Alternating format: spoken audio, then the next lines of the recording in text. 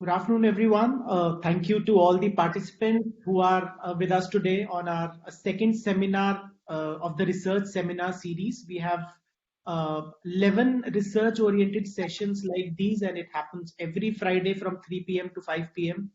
And before we start, it's a humble request to all the participants to attend both the sessions. So we have eminent researchers who will share their expertise, and I believe we all can learn something or the other from them. It is often said that a good literature review provides foundation of knowledge on a topic and help researchers identify inconsistencies or rather gaps in the researches done in the past and conflicts in present studies. And without clear testable statements for investigation, it is quite challenging to build on existing knowledge or to create a new knowledge, if we say, and that's what research is all about. Our today's seminar is on the topic, the art of review of literature and identification of gaps. That's our first session. So this seminar is divided into two sessions. The first one is on the art of review of literature and identification of gaps. And the second session will be on objectives and hypothesis formulation. We hope this session, like all our sessions, will be useful for all the participants. We have research enthusiasts in the form of research scholars, members of the faculty and students with us today in the group. And this is also a Facebook Live session. So we have kept it open for everyone and anyone can be benefited from this seminar series. So to start with, we have our first resource person, Dr. Ankush Ambadar, with us today. Dr. Ambadar holds a bachelor's degree in hotel management from University of Bangalore. He also holds a master's degree in hotel management from Kurukshetra University and earned his PhD in training and development practices in hotels of India from again University of Kurukshetra. Having a rich blend of industry and academia experience, he's presently serving as senior assistant professor with Department of Tourism and Hotel Management at Kurukshetra University. Talking about his research-oriented achievements, since it's a research-oriented session, so I'll straight away come to the research-oriented achievements. Dr. Ankush has published almost 30 research papers in tourism and hospitality journals, which is a mix of national and international journals, and also in edited books. He has also delivered and presented papers in more than 60 research conferences and seminars, and also guided PhD scholars for the PhD program and for MPhil programs also in the tourism and hotel management section. He has also been the paper coordinator for front office management subjects under the prestigious EPG Pathshala program of UGC MHRD. Dr. Ankush is also serving as an editorial board member for the various journals like Journal of Kashmir for Tourism and Catering Technology, National Journal of Hospitality Business and Research. He's also in the reviewers team for many international journals, and it's a pleasure, sir, to have you with us today. On behalf of Vatel Hotel and Tourism Business School, we welcome you to this seminar series. This seminar series is an initiative to develop a research capacity and conduct a conducive research environment for our members of the faculty, students, and research enthusiasts. Thank you so much for coming, sir. We have our Dean, Dr. Garima Prakash. Ma'am, if you could please welcome, sir. Then we'll start off with this. Good afternoon, Dr. Ankush. It's been a great pleasure, and it's a great honor for us to have you here. And we keep troubling you with a lot of things, and it's always a yes from your side, whether it's a BOS or a SARC meeting. And we really look forward to hearing from you. And goes without saying, Saurabh is really, really fond of you, and in turn have we become really fond of you. And thank you so much for accepting to do this session. We are really, really honored, and we nearly have 70 participants, and many more would join. And wishing them all the best to learn from you. Thank you. Thank you so much, Professor Garima, for your kind words. It's actually my duty as a teacher to be academically, I won't say help, I would say coordinate with other universities and colleges. And I would certainly thank not only you, but even Chef, Professor, Dr. Saurabh, as well as complete team of Sushant University for providing me this opportunity to be part of this deliberation. And certainly, when we join any such sort of a deliberation, I believe the speakers learn more than the listeners, I believe. because I hope we'll have some good, interaction. We'll have some question round from the student participant side, if time allows us. I'm really in depth. I'm very, very thankful for the complete team of Sushant University, and I'm always open for any academic assignment, and that too free of cost. But certainly, if you pay something on on some occasions, that would work. Okay. We would So serve. I We believe, would serve, and we would definitely. no, certainly, as I said, it's the duty of any faculty member. I can see a number of faculty members even have joined from your even your university and other universities too. So Yes. it's it's our duty to be ready for any such academic assignment where at least we can contribute maybe 0.1%. So that's more than what a teacher, what an individual can do. So I believe, should I Yes, start sir. off with my presentation? Yes, Yes, please. sir. All yours. Thank you. Thank you.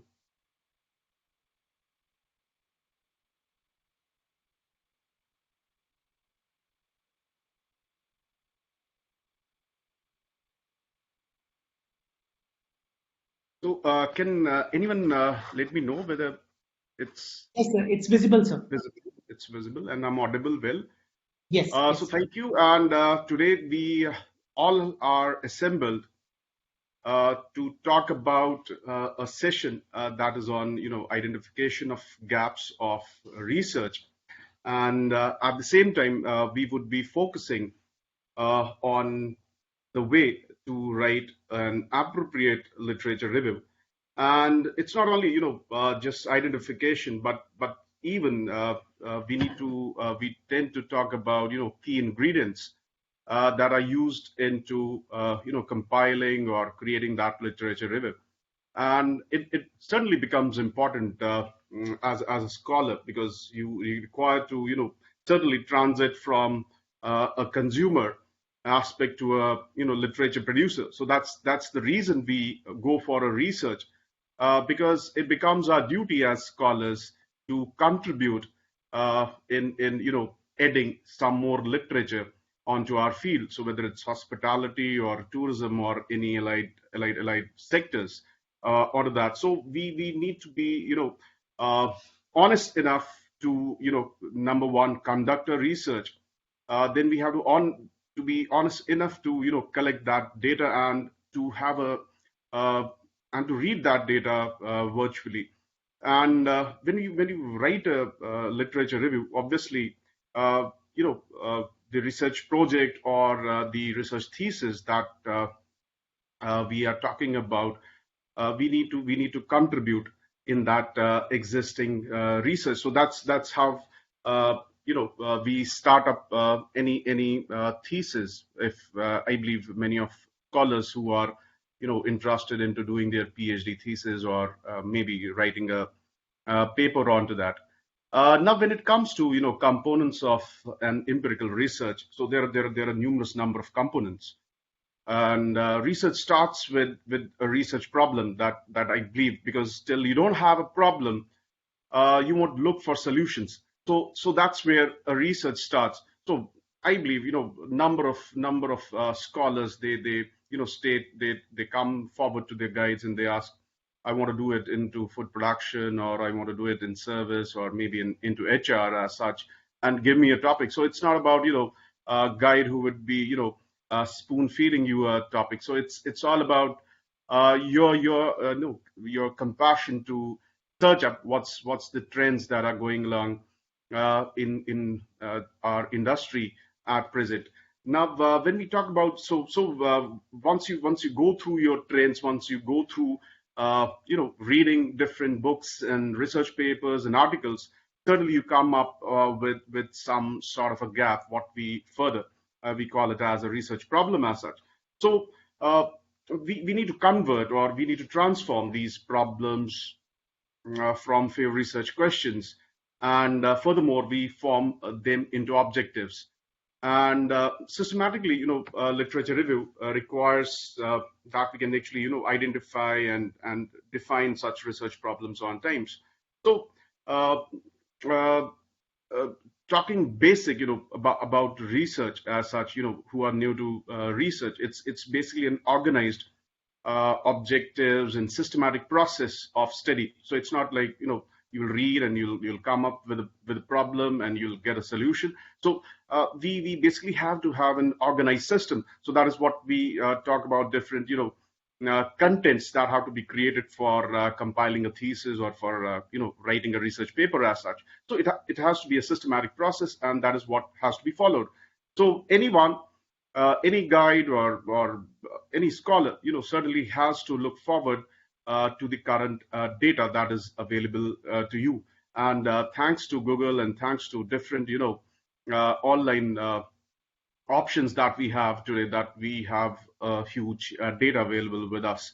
So that's where, where we are, and what we would be talking today about, collecting data and where from to get that data, and so on and so forth, how we fill the gaps. So uh, a research gap, or literature gap, defines the research problem, as I said, in coming times. So research is one which is undertaken when we have a problem that is identified.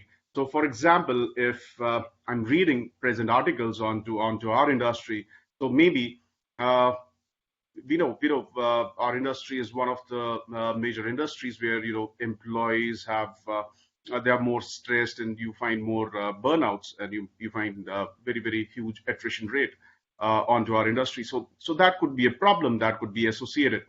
And then slowly and steadily we can start up reading researches that have been done, maybe onto a global platform, into HR. Then we can come down to our country, where researches could have been done from any different other region or different other university. And then we can come to our own universe, our own city as such. So it's research is always time consuming, and it could be costly even. So depending on the sort of universe that you have selected for your study, so you need to certainly do a lot of efforts. So we do research when we have a problem, and then only we can reach to the solution. So that's where we can actually get onto the results that we require. Now, there are some common complaints from examiners and supervisors, uh, even reviewers. Even when I receive a paper, certainly you have to go systematically, and certainly there are many complaints. So I'll come to basics when we talk about PhD thesis submission, or maybe your DRC meetings or so. So it's been observed, that the research gap and the research problem, uh, that your supervisor views, or your RDC members view, they might find it problematic. They might find it either too broad, or really not focused on to are you talking about spiritual training, or you're talking about training and development for complete property as such. So, what method of training are you talking about? Is it on the job or off the job? So, you have to be, focused on what is the specific area of research that has to be done. Even questions from examiners tell what could be the issues, and these issues are not being highlighted. As I said, maybe a salary could have been issue for Indian hoteliers. So you need to have a backup data for supporting those issues which you brought down as research problems, and you need to have good flow and logical sequence. Uh, Furthermore, connecting one idea to another idea, hence having disorganized or sort of disjointed statements in the research problem. So certainly research does not have a definite formula that needs to be followed. So it depends on the kind of topic that has been searched, and that you are going to work for. Now, moving forward, when you talk about research gap as such, first step of conducting research is to identify research gap, and that's more than important. So it is to identify previously uh, unexplored areas of research or idea or topic. So it may be completely unexplored. So maybe there is a scope for such sort of unexplored area, or maybe it's not totally explored at all. And what is that? No research has been done onto that area.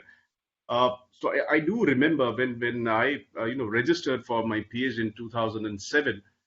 So my first question to my guide, as I belong to hotels, so it was, sir, could I do something into front office?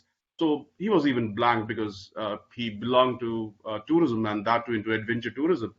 So he was blank, and he asked me to read and read and read and read. And so I couldn't get a lot of data related to front office in 2007. So most of the work that was done was on property management systems, or it was done on to revenue management, and eventually I got huge data related to training and development. That was my uh, my sub specialization in my masters. So that's how I straightway, I thought of going for TND, because I thought it has more data available, so that will make easy your life even. Then certainly I could even identify huge many research gaps onto this topic of training and development, because I believe in 2007 there were, I believe, not more than three PhD researchers done on to training and development, especially when it comes to tourism and hospitality. So one has to, tap those untapped areas or unexplored areas, under research areas, so that research problem comes into your mind, and that idea can further help you in getting similar sort of interest that you have onto that. Now, moreover, to identify research gap, one may need to study a lot of papers of interest, a lot of articles of interest. So once we go through previous literature, so that's the only formula. So we need to go to previous literature that has been written onto your topic of interest, and that is how you would get into those papers through, maybe from Google, or maybe from your hard copies of journals available in different universities. So you will be able to identify those gaps. So once we go through this previous research or literature review through books and papers, we certainly find significant scope for research onto that area, because you come to know what have been limitations of people who have worked earlier, or even when you read a research paper, or when you read a thesis, you get to you get to know a chapter which is named as or a paragraph which is known as suggestions or limitations of the study. So those limitations and suggestions that have been given by the previous author certainly gives you a scope for further studies onto that. So hence we know such unexplored or underexplored areas open doors for us in coming times. Now, a literature gap, or literature gap, or is and the research gap is a bit different. Now, how is it different? Because when you talk about literature gap, it talks about gap in the literature. But when we talk about research gap, it talks about the gap between the literature that has been identified and its implementation into industry. So I would say the implementation part talks about the real research gap, because you are finding out a solution for a question that would benefit either academicians, or that would actually benefit industry as such. So now that's a different issue, whether the social scientists, what we call ourselves, so our researches are being taken up by industry. So that's a different issue. But eventually, when you talk about research gap, that talks about the gap in the literature that you were able to identify. And when it comes to research gap, it talks about its relation with industry. So after reviewing literature, we get literature gap, And there are many other areas of research gap as such. It could be knowledge gap, or it could be the practical gap that we talk about. It could be the methodological gap that we find. So the methods that were used to uh, uh, that were used on that particular paper. Now, when talking about categories of research gap as such, so there are several categories of research gap, as I already said. It could be somewhere related with knowledge gap, so which talks about the theories that have been formed, models that have been formed, and that whether they were used or not. Then the practical gap, where we talk about its implementation into industry. And thirdly, we talk about the methodology gap. So we may question the author. You go through a research paper and you find that Mr. A or Mr. B or Dr. A or Dr. B has used, let it be, percentage analysis. So why didn't he use maybe a t-test, or why didn't he talk about the demographic profile of the respondents? So that's where you may talk about those methodological gaps, and that's where your scope opens up for your own research. So there are several such gaps. And when you talk about theoretical gaps, it could validate a theory. That's where we read a definition, and you may have to validate it later on. So we may even nullify a theory. So maybe he is saying wrong, right? So it could be, why do we say tips have to be given prior to the service, not after the service? So there could be a question as such, right? So we even may have, we may have to integrate theories on times, or even we may talk about the effectiveness of a theory in another location. So maybe someone has talked about, let be Sri Lanka, so why not it be India? Or someone has talked about, Amritsar, so why it cannot be, Delhi city as such. So you need to, more often, such policies have to be looked forward onto the implementation part of it, and that is how the appropriate, or the appropriate formation of those, the implementation of those are seen in poor ways when it comes to Asian countries. We don't find. I don't believe what many researches have been done by social scientists into hospitality and tourism. I don't see more than 5 or 10 have been actually implemented by industry, or it has been made as a policy paper as such. So that's where there is a lack of that coordination between maybe academicians and industry, or academicians and, let be, Ministry of Tourism as such. So that's where we talk about the gap which we form through the theoretical implementations. Now, I even talked about practical gap such, which talks about the relation of the theory with the practice, isn't it? So theory says, the I would say the employees of hotel industry in India, they are more than happy, or their quality of life ranks at number one. So you when you compare it with industry, when you go with an empirical study, when you go with and you interview those employees, you come with a different scene, and that's where this practical gap could be seen. And I already talked about the methodological gap, where we can check the robustness of the data. Now, as I said, why someone used percentage analysis as such, or why someone is using ANOVA, why couldn't MANOVA be used onto that? Or if you go through current studies that are being done presently, we talk about indexing, and we talk about Scopus index journals. Then if you start scrubbing those research papers at present, you'll find structural equation modeling is being used.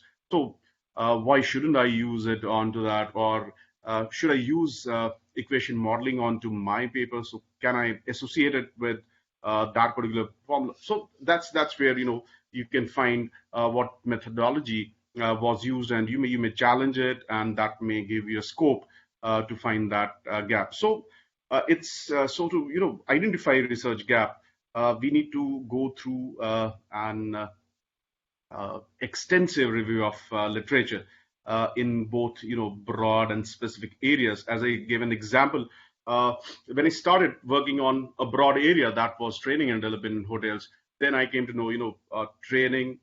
There are different other components, the different variables related with training. It was maybe OJT, or cross cultural training, or spiritual training, or there are numerous number of training. Then there was a different concept for development, and where the in-depth study onto that. I came to know, okay, it was human resource management earlier. Now it's human resource development. Now what's the difference? The difference was the variables that were used, or what I could learn from uh, talking one to one with the HR managers when I searched my data, when I went into industry to look forward for my data collection. So that's how we can get into the broader topic, and then we can come down to a short or specific topic. And I would suggest, when we talk about a research thesis to be written, or when we talk about, let it be, writing a research paper for a new issue that is coming forward after maybe 6 months or a year, you need to get down to a specific level. So that will make your study easy. That will even make your life easy.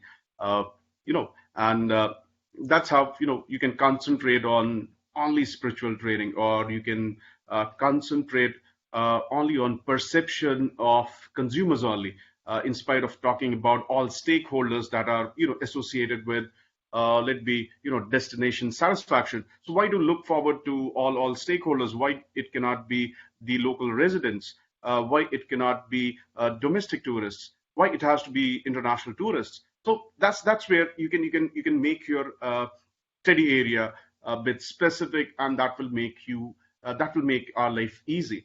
But the only problem to reach to that specific area is to start reading the broader areas. Then only you'll come to know what is required at this level, at the lower level of the study. So getting into a broad area, then concentrating to specific topics, is that what would be recommended by majority of researchers or scholars as even. So as I said, you can start with the broader concept onto international way, and we can talk about risk. We can study international papers, then we come to national papers, and then we can talk about our current area of study, our current region. Now, when we talk about research problem and research gap, as a research problem, it should make a positive influence on the domain of research. So when we are searching a research problem, or when we talk about a research problem, or when we highlight a research problem, so every one of you who must have written a research paper, or must have started up a even writing a synopsis for your PhD registration, your guide asks you to come with a research problem. So whatever problem you come up with has to have that positive influence on the domain of the research. So that's where you would be contributing. Or else, there are numerous number of people who must have written on, let it be, perception of consumers onto taste onto a particular outlet, right? So you could keep on writing similar sort of papers, but that's not really going to contribute to what is being expected from you. So one tries to find solution to the problem. So that's where your study starts, and hence the problem is the statement that is based on the research gap that you derived after reading a lot of literature, and especially when you're undergoing a PhD thesis, where you have to get onto broader terms, because you're expected to you are going to be a doctorate of a particular topic, so you need to know the broader universe of your topic, and then you can talk about the specific one. Now, there has to be a linkage between the gap and the problem, because it's about identifying the gap and then searching solution to the problem derived. So that's where you start with differentiating or identifying what is correlated with the problem and the gap. Hence, we can say research means to find truth. So that is what is taught when we must have taken basic classes of research. So we can say research means to find truth of problem that is existing right now. So that's where you should be inclined towards. So research gap is I would say is what motivates one to focus on a research problem. And when one fills up that gap and that gap becomes a solution to problem, so I believe that's where you are the winner for the same. Now, when you talk about literature review as such, uh, the purpose of literature review as such is to help researcher to build on, or work of others, and inform decisions that were taken on to different stages of a research project. So let be, starting up with a collection of data, and then, having reading or your, different papers and different proposals. So a review of literature, identifies and tries to highlight relevant themes and documents that are significant findings, or frameworks and instruments from earlier researches that will serve as foundation for the current project that you're working on. And it's not just literature review. So it helps you to identify what relationship have been studied, or whether or not those relationships were significant or not. And it can even help you to identify the instruments that you have been using into your methodology to conduct a research that was not done earlier. Now, it's even very important that one should document literature review. So that makes it more important. Now, documenting the literature review is important to convince the reader. So that's where why should I say that if someone says my research problem is, let be, people are not satisfied with a outlet. So why should I praise him, or why should I give a consent to him? So there has to be a documentation. There has to be proof for the same. There has to be a number of studies that state the same, that McDonald's of let be Kurukshetra city is not good, or it provides bad services. So it can be stated only and only when you have a backup of data. Now, so documenting these review of literature convinces the reader of that the researcher is knowledgeable. So that's why you find when you read a research paper, you find there is a lot of review, or what you call as references given. So what do you mean by a number of references? Is the number of papers you have read to identify that particular problem. So the reviewer, or the literature review would be considered as a document that would have more critical uh, points to show onto your homework as such. Now, when you talk about documenting the literature review, now how do we document literature? Now, it helps obviously to keep a track of what you have done, or so that you don't repeat that productive searches. So something that you have previously done, uh, you should have to document it with proper, I would say, sourcing. So we need to reuse successful search strategies for future projects. So that it's okay that strategy was successful or I got particular information because I use a particular search string or search engine that may be Scopus or Web of Science or maybe some other different string or search engine to set up or to identify different variables for the same. Now that's where a review of literature and documenting it becomes important. Now a research paper or any research literature has several points that can be documented. However, anything that is documented must be inclined with research that is being carried out. So there are a number of things that could be documented, and you must be very cautious in doing so because it must be inclined with what research you are conducting. So you can find the example on the right hand side of the slide. So first of all, we need to identify what is going to be the title of the research, followed by the objective of that particular study, then the research questions or hypothesis that has to be developed once you have identified the gaps, and then what theory had to be focused on, what theory they have been used to build their theoretical framework. Then when you talk about variables, so that's where you have to find hard when you talk about or when you start searching about variables in different journals and all. That's all about a review of literature where you talk about identifying what has been talked about these variables. Because your study rotates or moves around these variables only, so whether it's an independent variable or a dependent variable, or when we talk about mediator or a moderator as such. So even these gaps need to be addressed from at the time.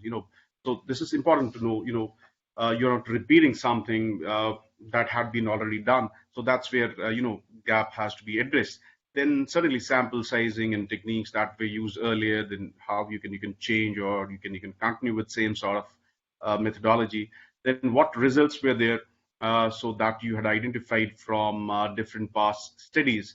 Are they contradictory results, or that's the point of discussion into that section.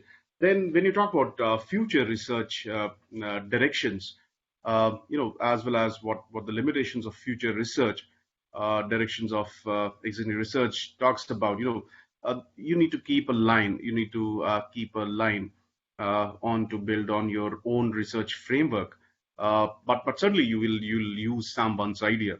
That's for sure. So as a layman, as a starter, as a new scholar, you cannot come up with your own framework. So you will I won't say you will copy, but certainly you will get notion from different such papers, from different such frameworks, and that's how you can compile your own framework, and that's how you will be able to contribute onto existing research literature. As I said, in 2007, I could not find uh, papers or theses written on training and development onto hotels. So there were papers written on banking sectors and other service sectors. So that's where. But today, in 2022, you might find a numerous number of papers and theses is done on training and development or HR onto hotels. So that's how as a scholar you have to identify what gaps uh, were there or what had been missed in previous studies. So how can you add on to such studies on times. Now, when you talk about literature review, it has two sections primarily. So it may change with the research journal that you are trying to target, and it will change obviously with the focus of your research. And for example, if I'm focusing on writing a paper on CSR and let be and organizational performance, so maybe it's an impact study as such. So in literature review, I will define or write about CSR practices followed in hotels in India, and I will even write about organizational performance. So there are two variables. One is CSR, the other is organizational performance. So finally, I will have the third subject even, that would be maybe establishing relationship or establishing impact of CSR practices onto organizational performance. So that's where literature review could be identified, could be added onto it.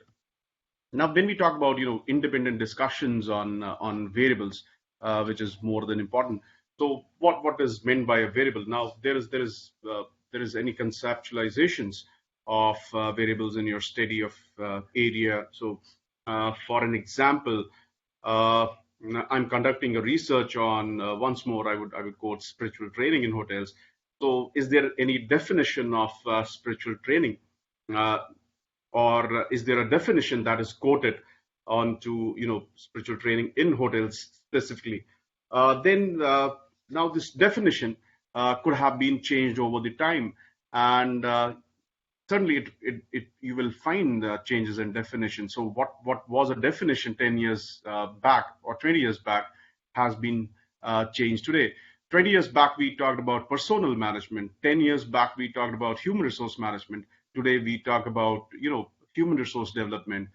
And once more we'll see another change in coming times. So that's how things keep on changing, and that's where our role comes into existence, where we have to tap such changes and have to add what could be added from the inferences of different researchers, and from the inferences that you get from or that you achieve from data collection from industry people. So, is there any, furthermore, is there any, agreement on these definitions, or are there any characteristics? So, while studying variables or concept in is particularly important. What could be its consequences is one question of it. Maybe it's the predictor variable, or it's a criterion variable, or why studying antecedents is important for the field of study. So that could be what would showcase the importance of a variable for a particular study area. Then even status of literature on the variable in the field study is or could be limited, and that's what is the limitation of any study, and that could even be the limitation for your own study as such. So how will this assessment of variable help in field of study? Why studying this variable would help, or how why should you study such variables? And that has to be the concern. So it's the I would say when you talk about variables, I would say the cause and effect. That's what we need to identify. So when we talk about predators variable, we talk about the cause, and when we talk about the criterion variable, we may talk about the outcomes of your problem, of your study that you were inclined on.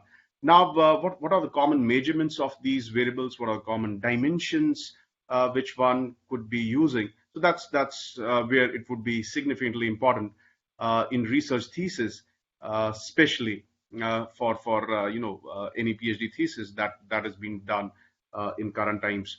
So that's where conceptualization and operational definitions are being used in the study is what has to be concerned. Now, when we talk about or when we talk about the discussion of variable as such, you should focus that is there any conceptualization of variable in your area of study. For example, if I'm studying once more spiritual training implementation in hotel industry, so is there any definition of this particular concept in that particular area? And while you are reading those definitions, we need to keep an eye. We need to keep an eye on what were the factors, or what were those dimensions uh, that had that characteristics onto that made that made that edge for you to select such a variable. So this certainly will lead you to identify what are the key traits and characteristics emerged from definition. So for an example, if sometimes you get a time, you can read one of my papers written with a co-author, and the paper, it calls, like, the impact of HRM practices on organizational innovation performance, the mediating effect of employees' creativity and perceived organizational support. So it's been published in the International Journal of Hospitality and Tourism System. So it's a comprehensive, human resource management model that was proposed in the management field by various scholars earlier. And the concept of the HRM, emerged from these models. So that was where we got help out from those models. And these models, they suggested that, human resource management practices and, or planning as such, uh, are likely to, exert a pervasive effect on employees' opinion. So these were the, key dimensions of what you call as the variables of uh, the study. Now, when you talk about operational deficiency as such, uh, what conceptualizations or what operational definitions were used in your study. So that has to be looked forward to. So is it very close to your area of study? So that's where researcher needs to find the operational definition for their study. Quoting into the same paper, if you are able, I cannot share it at present, but anyhow, um, when you go through it, I might share my PPT with the host friends of mine, so you can exert and you can compare it what I'm saying and what have been done in the paper. You'll find, does conceptualization reflects in the instruments, the measurement tools that we have used, or why use a particular concept as such, or is it very close to your area of study? Then even researchers need to find, the operational definition of their study. For example, into same paper, the impact of HRM practices on organizational innovation performance was identified, and there were certain definitions that were suggested, and that certainly showcased influence of or modifications in attitudes and capacities and behaviors of hotel employees to achieve organizational goals through crucial role into nurturing various uh, conditions as such. Now, yeah, this is the I could just take a shot of it. I can even share this paper with you. So you can go forward with this paper, and that's how how we started up with the introduction part, and how we correlated literature review. Not only we talked about the models that are were used in comparing or coordinating or relating HRM practices with organizational innovation performance, but even the mediating effect of employees on employees' creativity, and furthermore, the perceived organizational support. So this is how we used 3 to 4 variables into one single study. Now, as we are short of time, we need to be careful with your literature. That should not look like annotated bibliography, but rather a story where ideas, concepts are linked, and we need to try using latest references. That's more than important, and where possible, in particular, highlighting importance of the concepts, its values, and its benefits. So, do we have any research scholars even onto board today? On Yes, this we do discussion? have, sir. Okay, right, great. So, Dr. Saurabh, I would conclude here, but I would conclude with uh, I would say a shortcut. What I spoke for half an hour, I'll Mhm. take another 5 to 7 minutes Mhm. to give a short brief of how or why we do a review of literature as such. Now, why do we do review of literature is to demonstrate your knowledge, and that's why you write a research paper. Maybe API is a criteria for faculty members who are on board into universities and colleges. But besides that, as a researcher, as a scholar, what's there to demonstrate your knowledge? So what has been done already? People who have done already, that has to be seen, and that's how you would be demonstrating your knowledge. Then furthermore, we need to justify the gap. So how you would justify the gap is by looking at the originality. That has to be the focus. So taking a unique angle, so that could work for your topic that you have selected. So, and is there any need for research onto that area? Then we'd have to have conceptual framework which talks about various theories, and then certainly we need to validate those theories. And another why is to inform the methodology. So we need to have exposure to studies, different studies, whether they are quantitative in nature or qualitative in nature, and whether the questionnaire that was used, the tools that were used to measure, whether they were validated or not. So that's what has to be informed.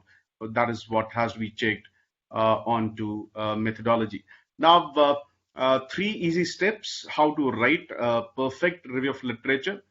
Number one, we need to find the relevant research. Now, how do you do that is with the help of, digging the data. Now, how do you dig data? In present times, I do, even I used such research engines for my studies.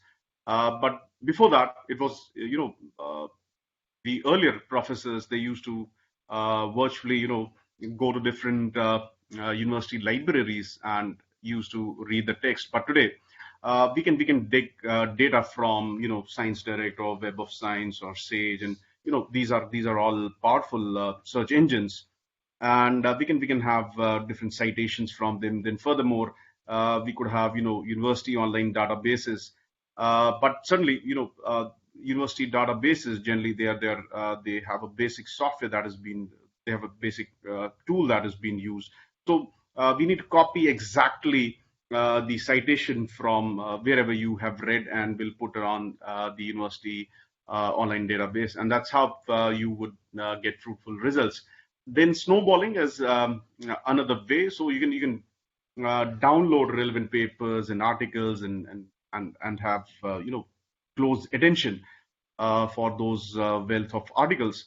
So that's how you can have that technique of snowball, where you can find references into the papers that you have gone through. So if I've read a paper on let me on the job training, you'll find there could be more than 100 references that are given on the law. So you can select best inclined references that are associated with your study, and you can search up into related uh, areas. Then you could even get relevant research from dissertations or of other people.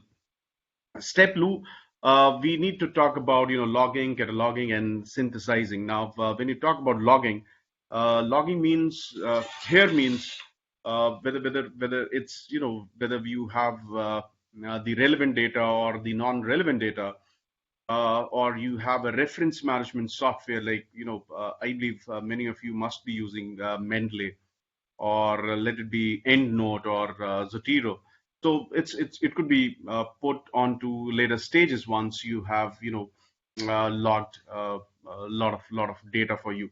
Then furthermore, we can go for cataloging, and we can put all relevant data into different folders. We can log them down. So because in the last, when you will be having a huge data available on your whatever device you use. So it will be certainly tough for you to remember in the last. So it would be like you may call it as haze of information. So you need to try to build maybe on Excel only. You can categorize it with important, very important, or it can categorize with let be a year of publication or authors or the key variables that you're talking about. So that's how you can catalog your relevant data. And lastly, you can sit back and synthesize. Now, it's when you have huge data with you, it becomes tough to digest the whole data. So that's where you can sit back. You may spend some time to synthesize. You may take help of A4 sheet paper, or if you have a notice board, whiteboard with you, so you can create what did I collect, what are my objectives, what is my hypothesis, and that's how you can create your own model. So how should I go forward? And that's how that will make your life easy. And lastly, step three, it talks about outlining and writing up. No, now you need to drop your outline. So that's what I try to say. So if you have a whiteboard, you can even draw your outline. So you will say a lot.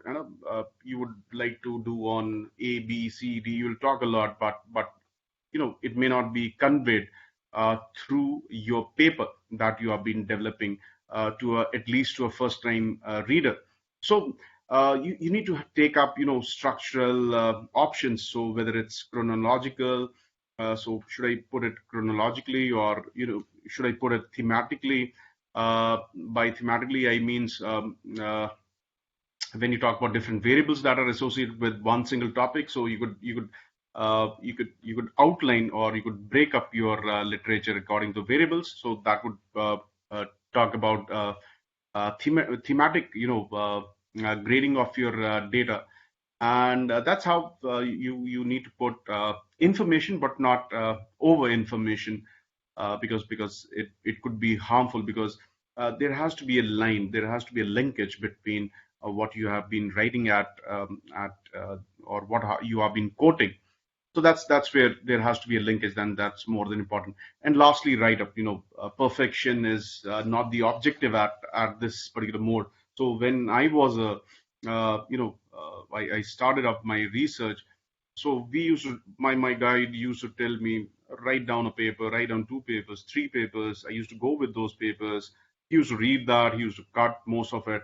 So that's the way it happens. So it's not like what you will write that would be perfect. So don't worry about that. So you need to put up rough content down first, and whatever is in your mind, and what you can collect from your cataloging, what you have searched, and what you have put into different folders. So that will help you out in writing the first of all, you write your idea, and then you can put the ideas, the interpretations from different papers that you have achieved. And eventually what you can do is, once you have written those couple of pages, and maybe your guide does not have that much of time for you, so it could be your any of your family members who can help you up in reading. And what you need to tell them is, kindly tell me whether you get a sense out of reading this particular one page or two pages. And that's how you'll find what grammatical mistakes you have found, and whether there is a connection between what is being written, or what is being added onto your page number 2 or page number 3. So you will get an indication of whether what is right, and where you need to improve. So that could be that could continue for a couple of sessions or a couple of days, and that's how you will come up with an appropriate review of literature that would be required. So thank you. That was all from my side. There's a lot to talk about, any topic, and eventually, I'm not a great scholar as such, but I try to write some you know some uh, problems that I believe. But eventually, what I talked earlier, even when it comes to the implementation part of it, I'm sorry, we are in a sorry state when it comes to Asian countries, especially. No one hears us. I do believe, or I do remember, in 2002, I got a chance to attend first HR roundtable conference that was held in Hotel Lilith, and it was Mr. Lalit, the owner of late Mr. Lalit. he was the president of FHRI at that particular time, and even the president, Mr. Lalit, why he called that HR roundtable conference was because of various letters and recommendations that he had received regarding timings of staff members, salaries, and so on and so forth. But ultimately, it's 2022. We are still in the same state. So that's how. But still, it becomes our it's our responsibility to keep on writing on papers and criticize people, especially industry, to have a place for our coming generations. Because if even one student has uh, you know uh, attended my classes or has joined a hotel management school, so it becomes our responsibility to look forward for him. And the solution is not sending everyone to Australia and America. There has to be huge opportunities in India too. So thank you, Dr. Saurabh. I believe I've taken your time. Yes. Thank you so much, sir. And I guess research in the hospitality sector is still taking up its pace. Probably we'll have more research scholars in the hospitality and tourism field in the Yeah. by the next 1 year. So let's hope for the best. But I guess there's a lot to learn when it comes to research, and it was a great session indeed, Dr. Ankush. On behalf of Vatel Hotel School Tourism Business School, I once again would like to thank you for taking out time, and would love to have you sometime in person at the college premises. Uh, Finding the right gap in the literature gives you right direction, and especially when you're doing an extensive research review of literature, and doing the right literature is what gives you the right gaps. That was a great session, sir. Our second session is now on research questions and hypothesis formulation, a qualitative approach. And to talk on the same, we have Dr. Kirti Singh as a resource person with us. So we'll directly go to our next session. And if you may just allow me some time to introduce Dr. Kirti Singh to you. She is a qualitative researcher, communication expert, and author. She has more than 12 years of work experience in industry research, academics, and social work. Presently, an assistant professor at the School of Film, Media, and Entertainment at Shada University, and a non-resident senior researcher fellow at Cybureau, the Institute of Cyber Policy Studies, Israel. She's a doctorate in mass communication and journalism and UGC net qualified in the same, and also a master program in business administration with a specialization in media management and MA in international relations. She's bachelor in English honors from Miranda House, Delhi University, and well versed in qualitative research softwares. Has authored 2 books, and a third book is in the pipeline, it's under print. So in total, she has written 3 books and more than 80 publications in journals of repute journals, chapters in books, magazines, and websites, and has presented more than 20 papers at national and international conferences. She has also been invited as a key speaker in nearly 20 conferences and seminars. She has received numerous letters of appreciation and certificates of recognition, including the Best Researcher of the Year 2021 award from the New Delhi-based education think tank, and recently at Shada University, she's got the Vice Chancellor Honor Award for her contribution to research. Previously, she's worked with School of Communication at GD Goenka University.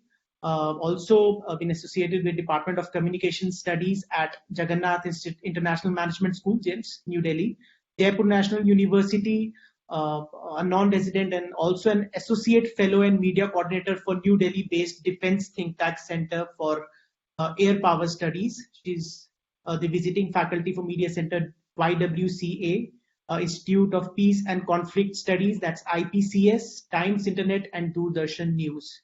Dr. Kirti, thank you so much for taking out time and accepting our invitation to contribute to this research seminar. So this research seminar is a series of 11 research-oriented sessions. So we have started off with introducing what the research topic is.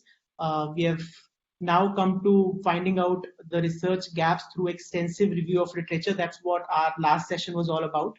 Now it's It's over to you, ma'am, to take this session forward. Thank you so much once again for coming. Please, ma'am. Thank you. Thank you, Dr. Saurav. Am I audible? Yes, ma'am. Yes, ma'am. You're audible. So on the right-hand side column, if you can just see the sharing options. Yes.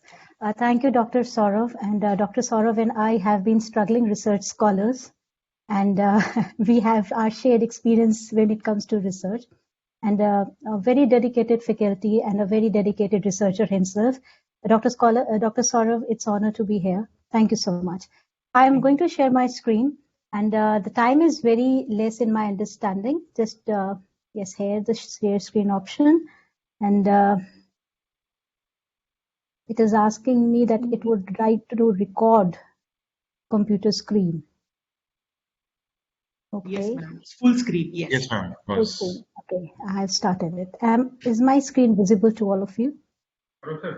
Yes, it is, ma'am. Yes, it is. Okay, I'm putting it in PPT. Am I visible? My screen is visible? Ma'am, not your Screen is PPT right visible, now. but we cannot see the presentation as of now, ma'am. I have shared the Yes. presentation. Is the presentation visible now? Ma'am, I think you will have to present the whole screen. I think you've gone for a window presentation. That's why we can only see Just one a screen minute. of yours. Now also? Ma'am, you'll have to Okay. stop presenting, again start present using the full screen. I'm using the share screen option again, Yes, and ma'am. it is giving me entire screen option. Yes, I've ma'am. started to share. Is it visible now? Yes, can you go to PPT, ma'am, please? Yes, it's a PPT presentation. Is it visible now?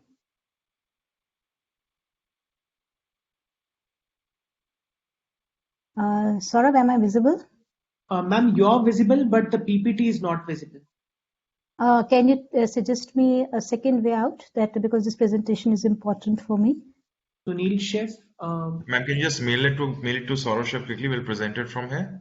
Yes. Oh, great. I can do that. In the meantime, my apologies to my audience here. There is a slight technical glitch.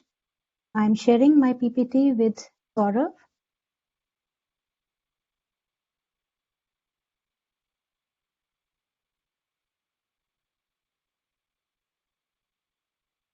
Just a minute, please.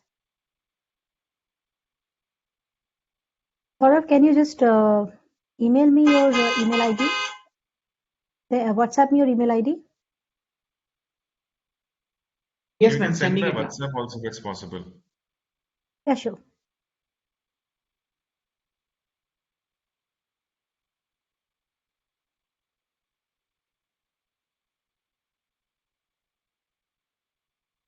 I'm WhatsApping you my PPT as well.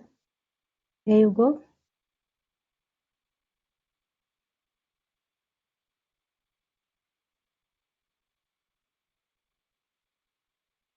In the meantime, before I start, till my PPT is visible to all of you, I just require 1 second, and I'm sending my PPT to Dr. Chabra, and here you go. Once it is done, just let me know, and do let me know if it is visible to all of you. You can stop sharing, ma'am. I guess we can still see your screen. Yes, it's done now. Okay? Okay, fine. I've already shared my screen, my PPT with you. Before it is uploaded and others can see, just quickly, I'm pretty sure that my preceders have already given an enough overview about what is research. Starting with a very simple thing, research is nothing but a systematic investigation of a phenomena. We observe a phenomena and we want to understand that why that phenomena is taking place.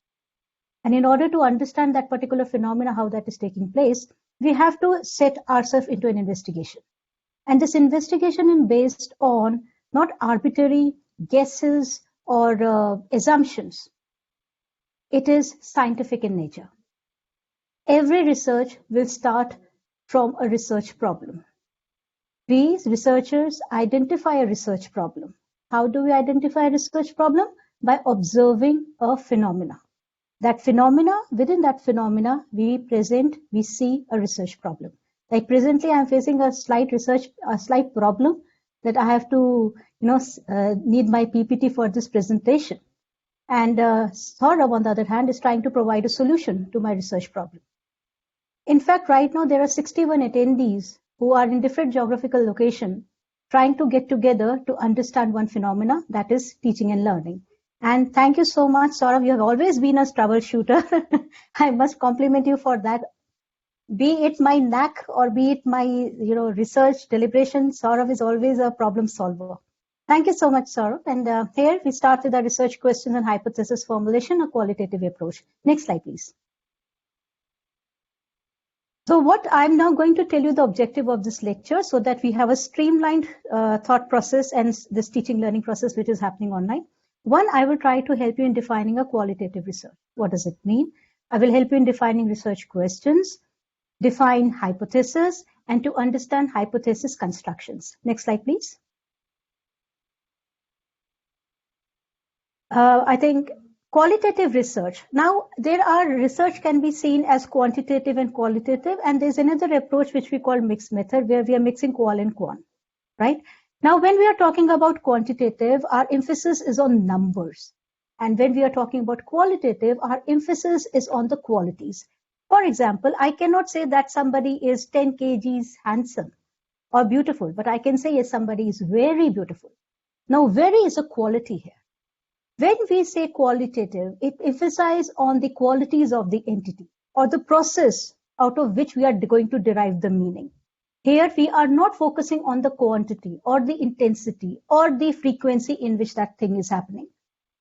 In qualitative research, the qualitative researcher is trying to construct a social reality, a reality, something very near to reality, and want to see different relationships happening. For example, COVID-19 is a reality, and I want to study this phenomena as a reality, that how it is going to impact us. Next slide, please. In qualitative research, we have a nature of inquiry. We want to seek an answer to a question. We want to understand an experience. For example, I understand that there are mostly hospitality students whom I'm addressing, or a management students whom I'm addressing. How does a customer experience satisfaction in terms of hospitality? Now, that's an experience. We have to see that experience. Now, that experience can be good and bad, which becomes binary, quantitative. But what if I want to know more about their experience? Now, that experience is layered. You have to go in depth to understand that how does a customer feel when he is taking some of the services. In contrast, where quantitative study emphasis on the measurement or the analysis of the causal relation, that the relationship between two variables, qualitative is more about understanding the perspective and how do we approach to understand that particular perspective or that research problem which we have identified. Next slide, please. Now we are coming to research questions. What are research questions? In very simple words, research questions will help you to keep you very much grounded to your research.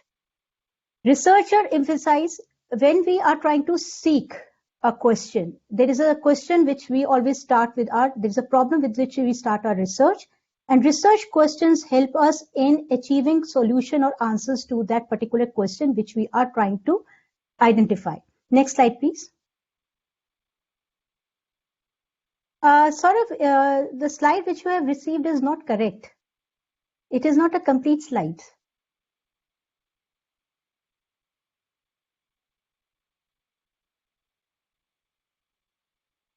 Am I audible to you, Saurabh? It's audible. Can you share the other PPT in case it's there with you? We'll present that one. Because this is not the full PPT, it is directly taking me to the reference. Otherwise, we can leave the PPT. I don't want to waste much of the time. I will straight away go with my questions. Now, when we talk about research questions, what is a research question?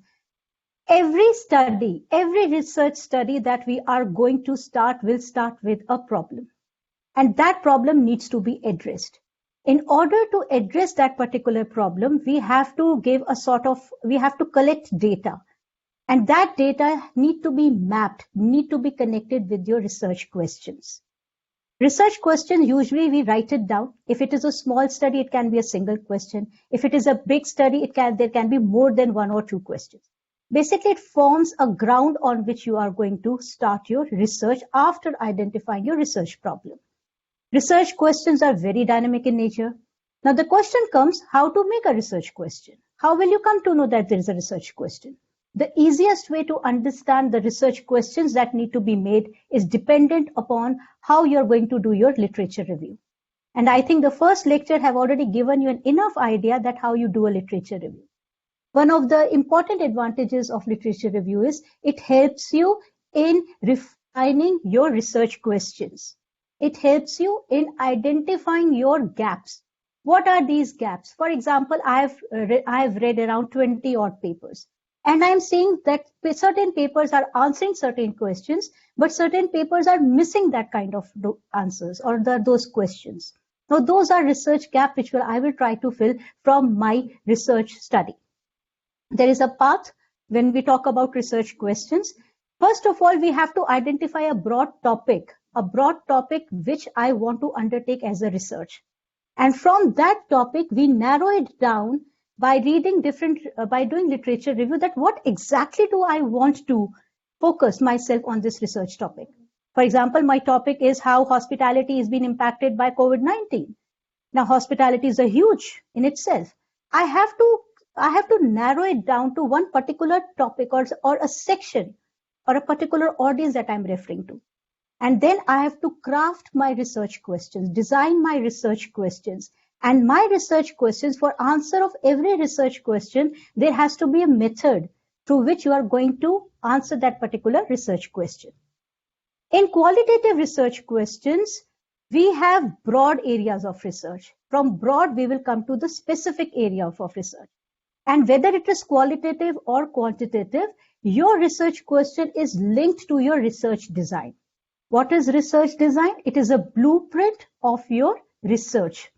It is how you're going to conduct a research. Are you going to describe a phenomena, which makes it descriptive research? Are you going to explore a phenomena, which makes it exploratory research? In qualitative research, we do a lot of exploratory studies. Exploratory studies are those studies in which the previous data is less. It is a new phenomena or phenomena which has not been studied yet, and we want to explore more about it. Unlike quantitative counterparts, qualitative research questions are usually adaptable. They are very flexible in nature. A qualitative study in itself is a very flexible study because we keep on growing the way we collect our data. And as a result, in a qualitative research, the questions are more like to discover something, to discover a phenomena, to explain a phenomena, to explore a phenomena. So words like discover, explain, and explore are embedded in qualitative questions. Moving forward, if we want to categorize qualitative research questions, there are different categories of qualitative research questions. One is contextual. I'll repeat myself again. One is contextual research question. Contextual research questions are those research questions which describes the nature of what already exists. It is complete description of a phenomena. Second is describing, the way we describe the phenomena. Another is evaluation, where we are trying to evaluate whether the existing methods are effective or not. Then there are exploratory research questions, where we need to investigate on a topic which has not been investigated previously. Then there are generative research questions. Generative research questions are those questions which provides us new ideas which we can develop. Then there are explanatory research questions which examine the reason why a particular phenomena is existing and what is the relationship between two. So I started with telling you what is qualitative research. Then I told you what is research questions. From research questions, I narrowed it down to qualitative research questions. Now coming to the next portion of my presentation is hypothesis. In very simple terms, hypothesis is an assumption which needs to be proved. And this assumption is not based on any arbitrary way of thinking. Arbitrary means I guess, I believe. It is a hunch. In research, there is no place for hunch. There is no place for guess. There is a place for hypothesis, which is a scientific way through which we see a phenomena and we assume that this can be the reason for this particular phenomena which is taking place. Hypothesis is derived from a word means hypo. Hypo means less than, and thesis means general overview. So hypothesis means less than generally held view. It is a statement. It is an assumption, and this assumption is based on evidence. This is the initial point of our investigation, where we have to translate research questions into a prediction. Am I audible to my audience? Please let me know. Have research scholars here, ma'am. Okay, am I audible to all of you? Yes, ma'am. You're audible to everyone. Great. Now coming to the formulation of hypothesis in qualitative research. When I started my qualitative research journey, I was very confused because my coursework was quantitative. Gradually, I realized the way we see hypothesis in quantitative is different from the way we see hypothesis in qualitative. As I've already told you, every research will start with a problem. In qualitative research, a hypothesis is used to form a clear statement concerning the problem that we have to investigate. I repeat again, in qualitative research, a hypothesis is used to form a clear statement concerning the problem that needs to be investigated. Unlike quantitative research, where hypotheses are developed to be tested, we make a hypothesis before the beginning of the research. In qualitative, hypothesis testing and hypothesis generation is outcome of the research. Where in quantitative, we start thinking we will test this hypothesis. In qualitative, we generate hypothesis, which comes while we have done our data collection. Moving forward, hypothesis generation in qualitative research. Now let us see how it happens. We begin a research study. It is these are the quotations from Orbach and Silverstein 2003. It is the citations and the reference material is also part of my presentation. I'm unable to share my screen, otherwise you would have seen it. It's Silverstein 2003, and I quote, "Qualitative research begin a research study without having to test a hypothesis. Instead, it allows to develop hypothesis." We are not testing a hypothesis in the beginning of the research. We develop the hypothesis. We construct the hypothesis by listening to what research participants are saying. I will share my own PhD dissertation with you. Because my PhD was based on understanding media-military relationship, and I was taking in-depth interviews of my respondent. So one of the respondent stated one particular statement, and that particular statement, that media and military relationship is evolving, it is changing, it is dynamic, was repeated by my other 11 respondents as well.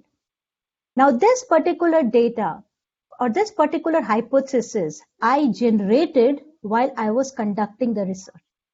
It was not at the beginning, but it came from the data. I use grounded theory method for my qualitative research. It is one of the methods of doing qualitative research. So it begins in qualitative research, it begins with the research study where we do not have to test a hypothesis. Instead, we develop a hypothesis. And because the method involves hypothesis, after the collection of data, that we generate hypothesis, and if possible, we test our hypothesis. So unlike quant, I think the next lecture will be on your quantitative. That will make more, then you will be able to connect both of these things. A qualitative hypothesis is a sort of explanation to a problem, that why this particular problem is existing. The process of developing and using qualitative research hypothesis begins right from the time when we identify a problem. And through that data, we try to link that what hypothesis, what we are generating, what we are formulating through different kind of data which keeps pouring in. In qualitative research, when we are investigating hypothesis, there are different kind of hypotheses also. There can be an attributive causal hypothesis. where we want to create an understanding between two relationships. There can be an associative hypothesis where we are trying to predict the outcome, that this is going to be the outcome for this particular research. And then there can be a causal sort of hypothesis where we want to create the understanding between two different relationships which we are observing in a phenomena. Hypothesis testing in qualitative research. When we talk about hypothesis testing in qualitative research, it is very different from the way we test in quantitative. The testing of hypothesis in qualitative research does not strictly mean the same way in which we are testing it in the quantitative research. There are different meanings, there are different things attached when we are doing hypothesis testing for qualitative research. The term test, when we talk about hypothesis testing in qualitative, the term test does not mean that there will be a numerical calculation to it, that there will be some percentage which is going to appear, or you will be able to quantify it. In qualitative, as I've already started with my presentation, that it's not about the numbers, that so many people, percentage of people are saying this. No, it's not about quantity here. In context of social sciences, hypothesis testing does not mean quantitative calculation to prove or nullify it. Because in the beginning I said it's a qualitative, we have nothing to do with the numbers. We are trying to understand the phenomena. We are trying to interpret the phenomena. We are trying to understand the layered meaning of what people say.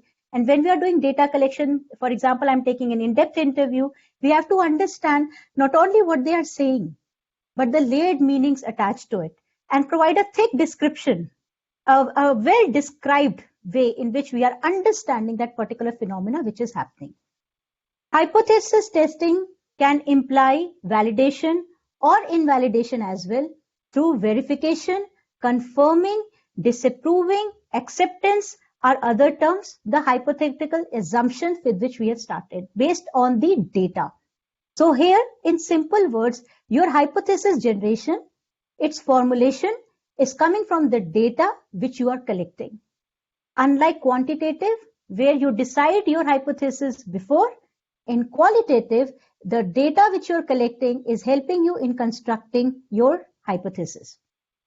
And data collection method can be in-depth interviews, can be focus group discussions, it can be memo writing, it can be your field notes, which gives you rich primary data.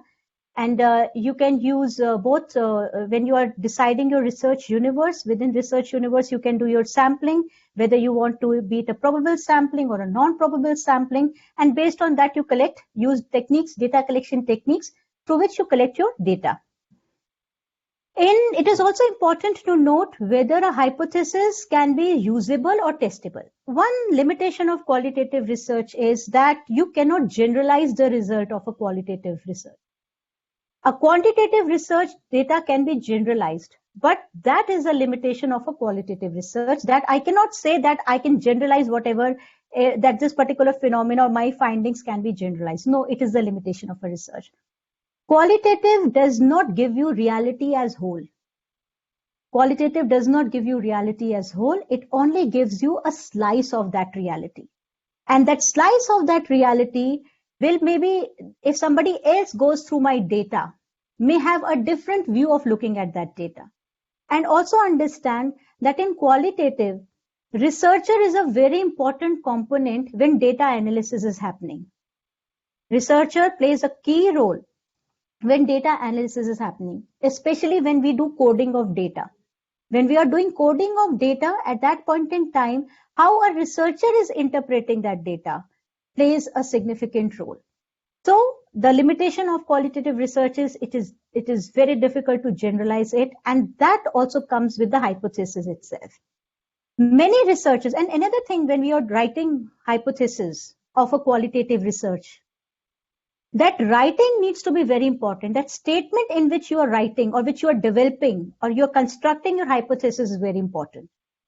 And that is where the problem lies, because there is a possibility sometimes you cannot pinpoint say that this is a variable which is affecting this phenomena. For example, if I heat water, the water will boil.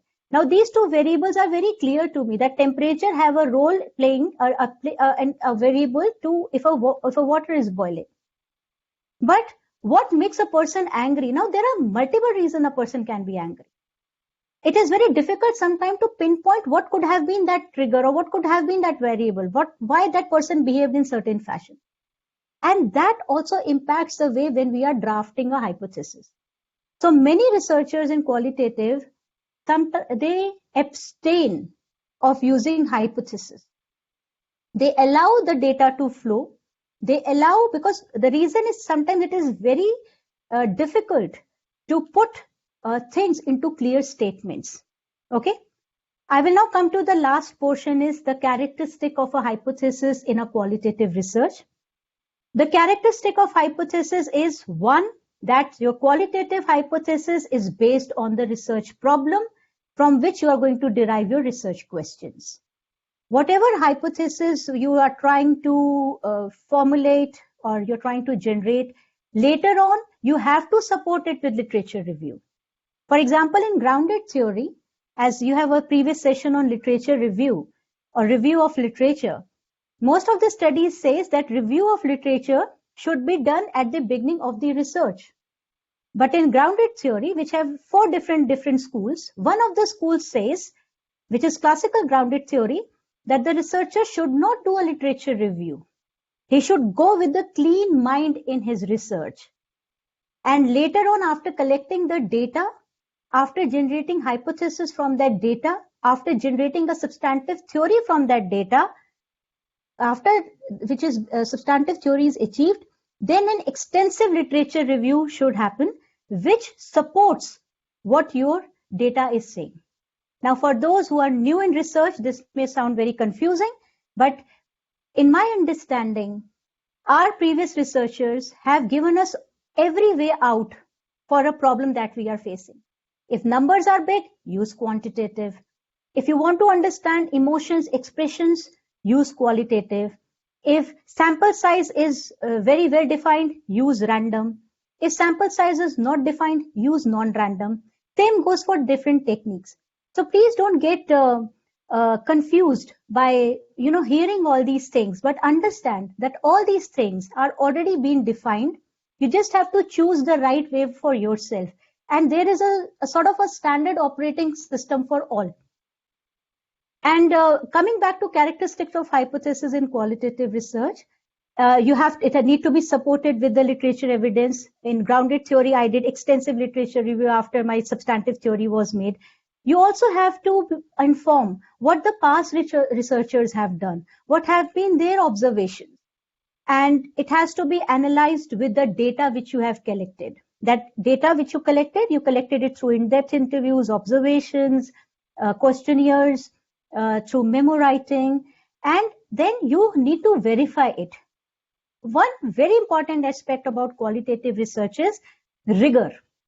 Unlike quantitative research, where you say that I verify my result or I can test my result, in qualitative research, we have to ensure that the processes, the step-by-step laid down processes to conduct a qualitative research are done in the most correct way possible. There cannot be any slight laziness on a part of a researcher or a shortcut taken by a researcher. And those all steps need to be adhered during the entire time when you are doing a qualitative research, so that the rigor of that research is maintained. So I also have shared the references in my PPT. Unfortunately, I couldn't share it with you. Just to sum up in this lecture, I tried to help you in defining qualitative research.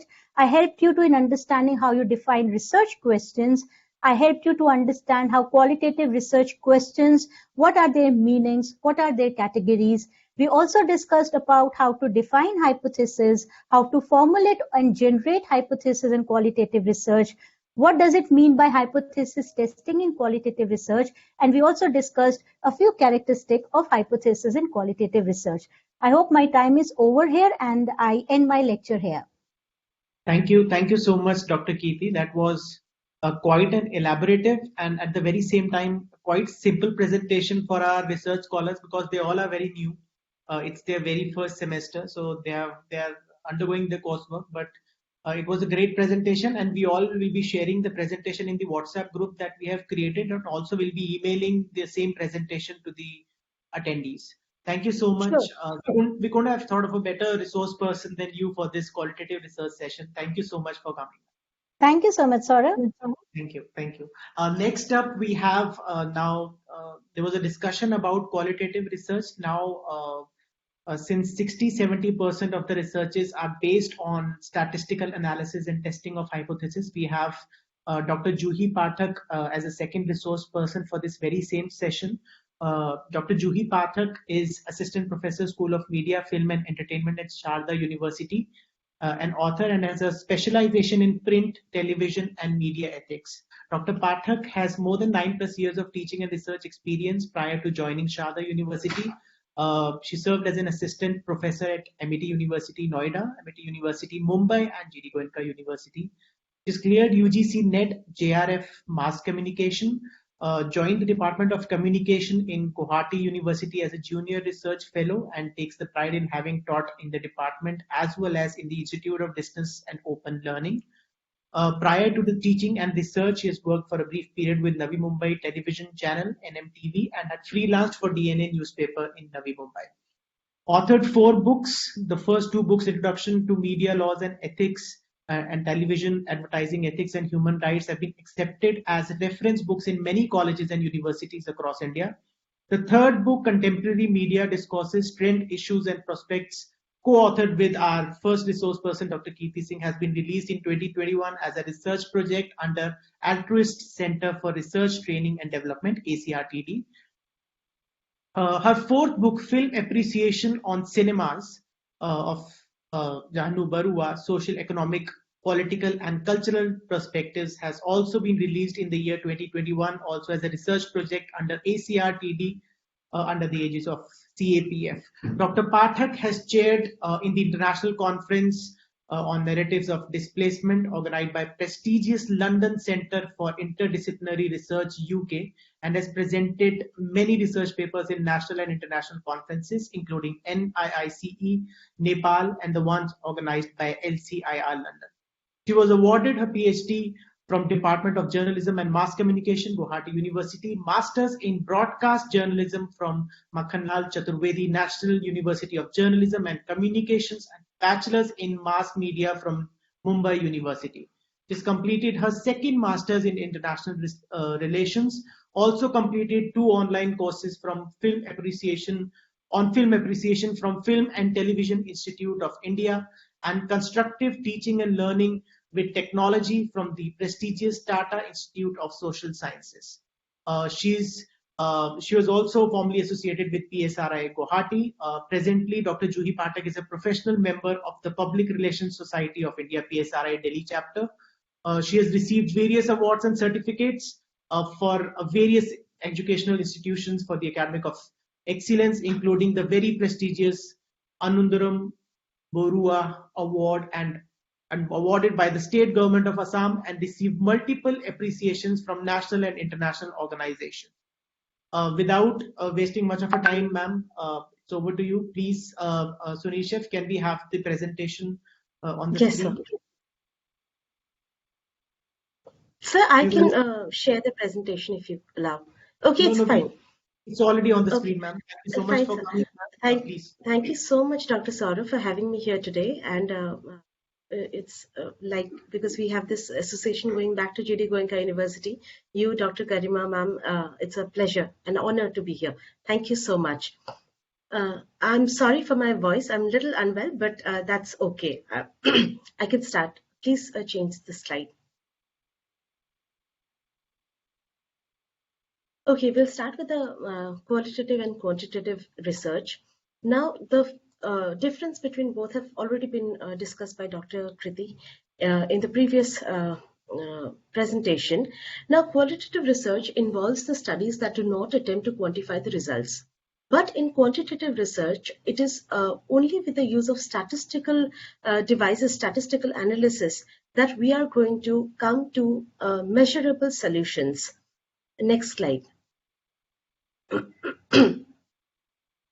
Next slide, sir. Okay, the difference between research question and hypothesis.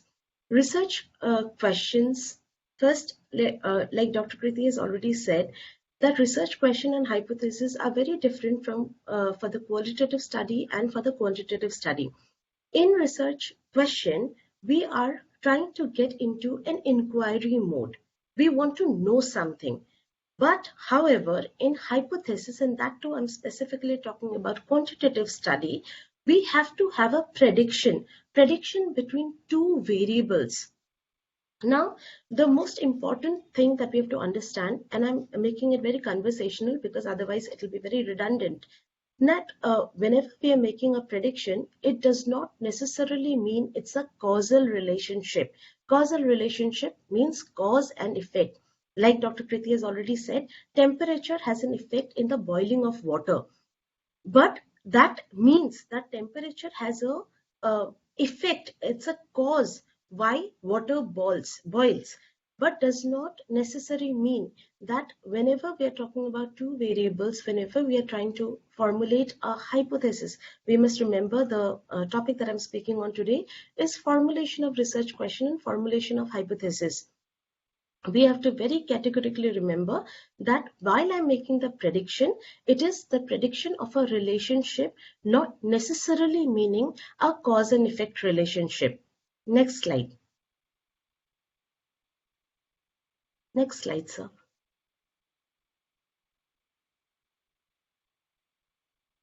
Okay, so quick differentiation between hypothesis and research questions. Hypothesis is a tentative prediction about the relationship between two or more variables, whereas research question is the question a research study sets to answer. Here, the most important, I'll come to that later also, the most important word here is answerable. Any research question that we have set to keep us on track of our research study, which is quantitative in this case, has to have an answerable research question. Next is nature. Hypothesis is predictive in nature. Research question is inquisitive in nature. For example, I have written down an example also. So there is a relationship between student achievement and the level of student anxiety. Now, that is a research question, that there is a relationship. But if I have to make it a hypothesis, it will be there is a negative relationship between student anxiety and student performance. So here I've already said that I've already made the prediction that more the anxiety level, lesser would be the student achievement. Next is existing research. Hypothesis can be used if there is a significant knowledge or previous research on the subject. You cannot be formulating a hypothesis which is exploratory in nature. For that, we have research questions. Next is quantitative and qualitative. Hypothesis is mainly used in experimental quantitative research, whereas research questions can be in both qualitative and quantitative studies. Next slide, sir. Now, research questions. Now, after, as Dr. Kriti has already explained, that we have to start with a research problem, and after the problem is identified, we have to formulate a research question, which will be the starting point, wherein that starting point will remain constant throughout our research study, so that we do not digress from our topic of research. Now, the term answerable, as I've already mentioned, is very important here, and it should not be overlooked. It is therefore important to formulate a research question that can be answered through available scientific methods and procedures. Now, like the previous example, that you cannot measure anger. Why a person is getting angry cannot be a research question in quantitative study, because there is that answer is not directly possible to have applying scientific methodologies. That's the reason in quantitative research question formulation, it is very important that the question should be framed in such a manner that has answerable solutions. Next slide, please.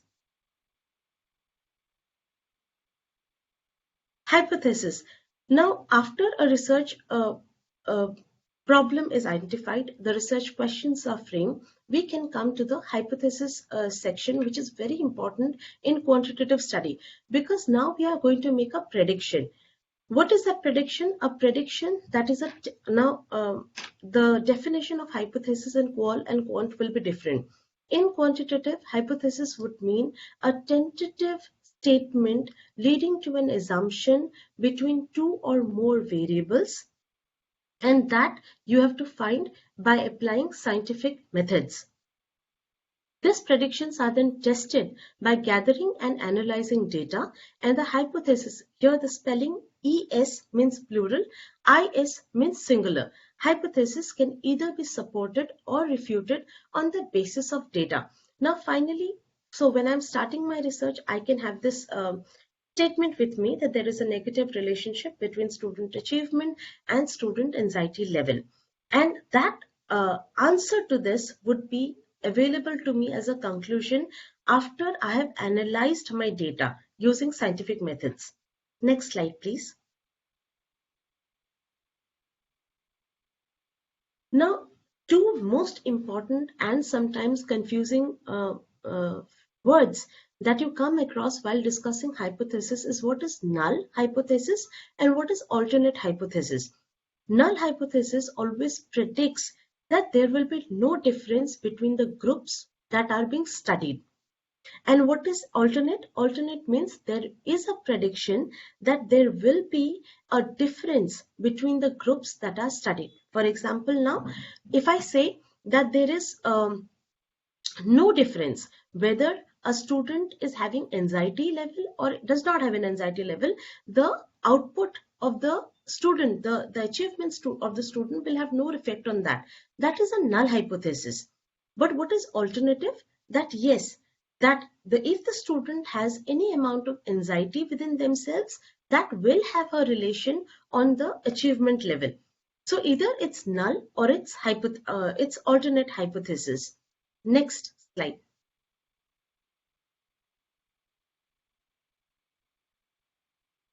Next slide, please.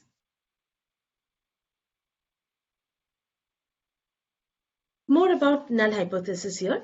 Now, null hypothesis always predicts that there will be no difference between the groups that are studying.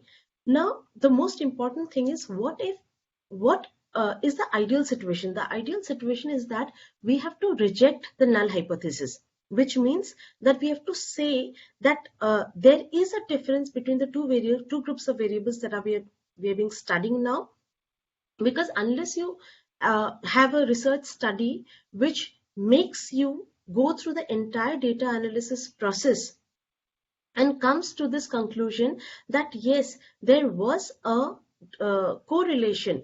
Again, I'm saying it's not a causal. I cannot be always using the cause and effect relationship whenever I'm talking about variables. There are different types of hypotheses. We'll come and discuss about it. But right now we are talking about a relationship, not necessarily meaning a cause and effect one. So most researchers seek to reject the null hypothesis because rejection only means that the phenomenon being studied has some effect on the other variables. Next slide, please.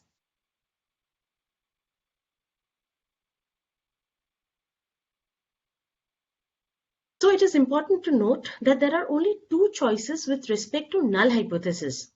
Either you reject it, or what if you do not reject it? So if we reject the hypothesis, we are concluding that there is a significant difference between the two variables.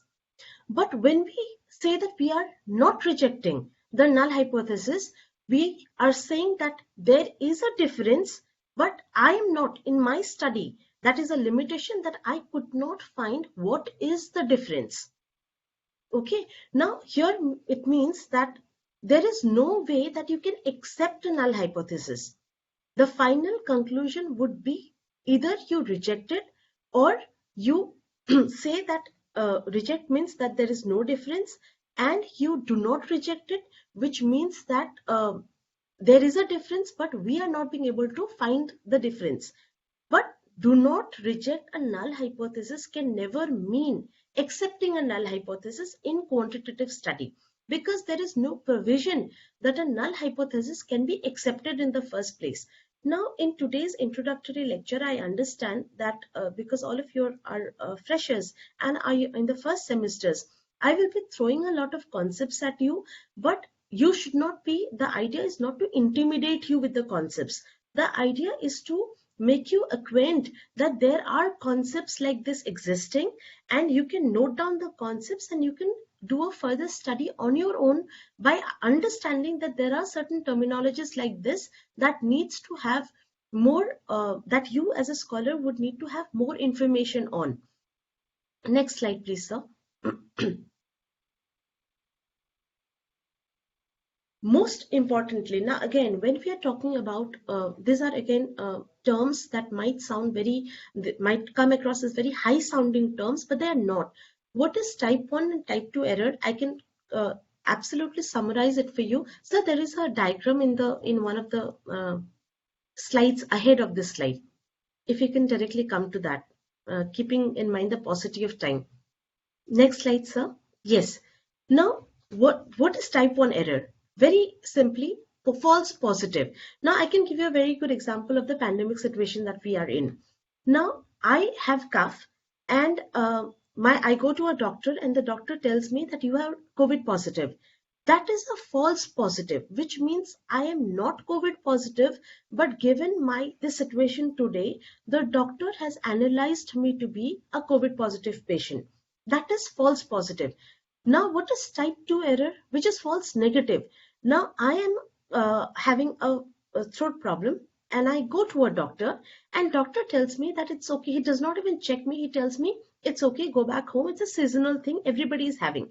Now, in that case, it is a false negative because I am COVID positive, and because the doctor says that I am not, it's a false thing that I'm now understanding and taking as a truth for myself. What is the difference between these two? The difference between these two is that, sir, the next slide.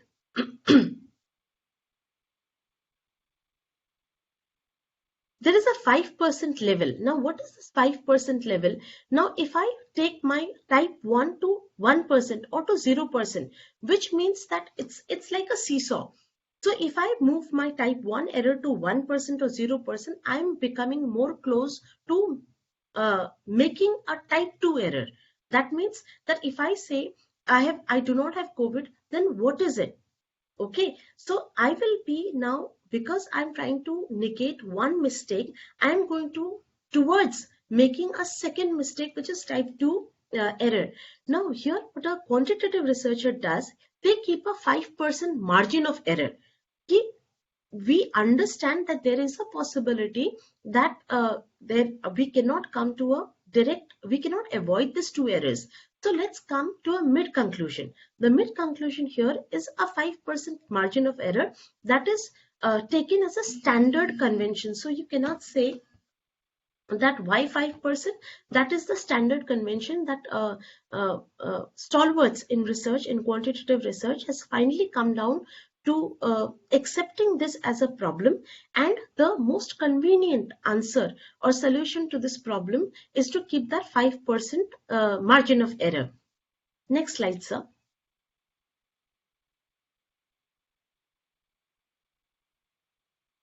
Rejection of the null hypothesis. Like I said, for example, the researcher rejected the null hypothesis. The researcher can conclude that the phenomenon being studied has an effect. Now, what is that effect? A statistically significant effect. So what is the opposite of statistically significant effect? A statistically non-significant effect. So which means that if I'm rejecting a null hypothesis, I'm making a claim that there is a statistically, so why statistically? Because we are using statistical measures to prove our hypothesis. So it is not a very difficult term. It's a statistically significant effect. That means two or more variables have an effect within themselves, among themselves. And what is statistically non-significant effect? That means that the two variables has an effect, but I'm not being able to find out what that effect is, what that relationship is. Next slide. So how should a structure of your qualitative research question look like? Now, First, there are 3 steps to how to structure a qualitative research question. The first is to choose the type of quantitative research question that you are trying to create. Now, here Dr. Kriti has already given you the different types of research questions in qualitative research.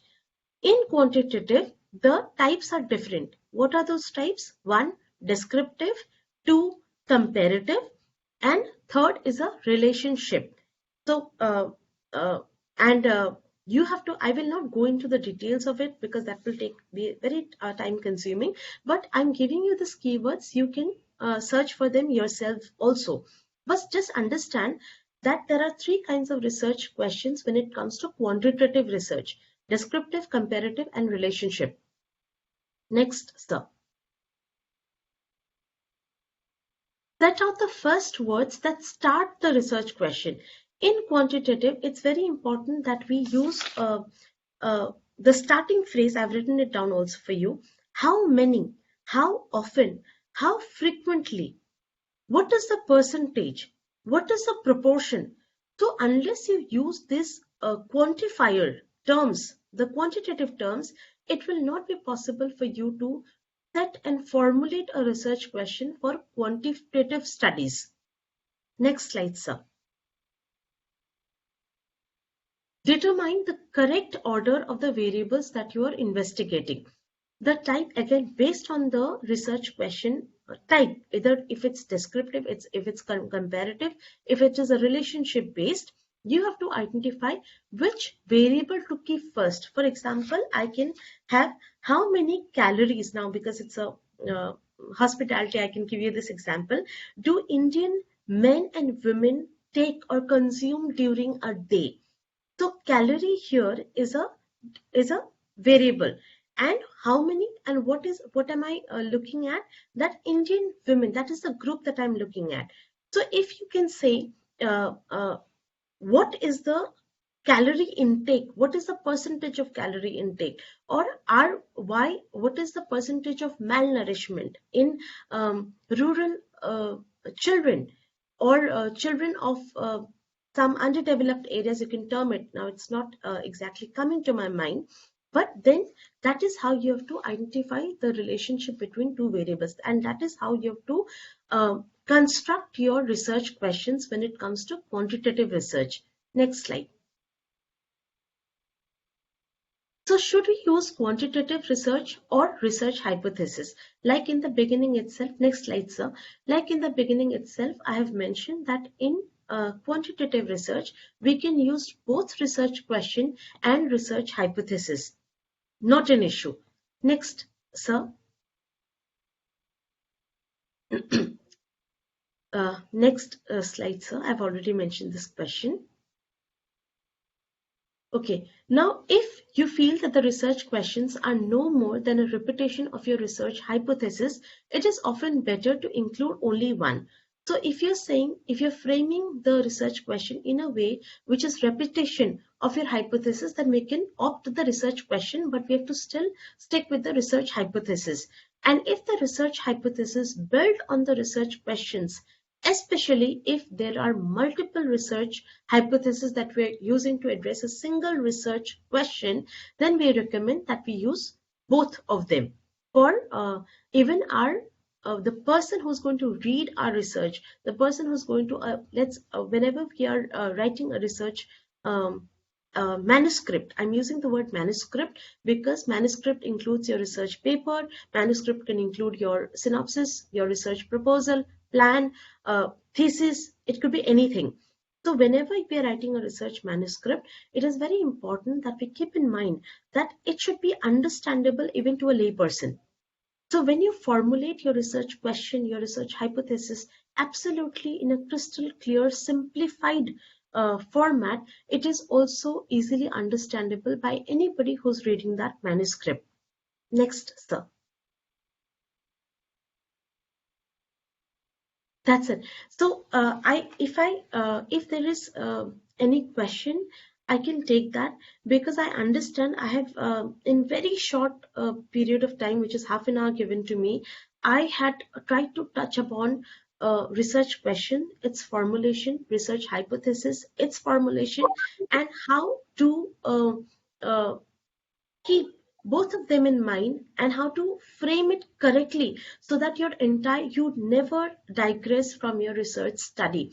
Because while you're pursuing your PhD, it's not a 6 months job, or it's not a very small duration thing.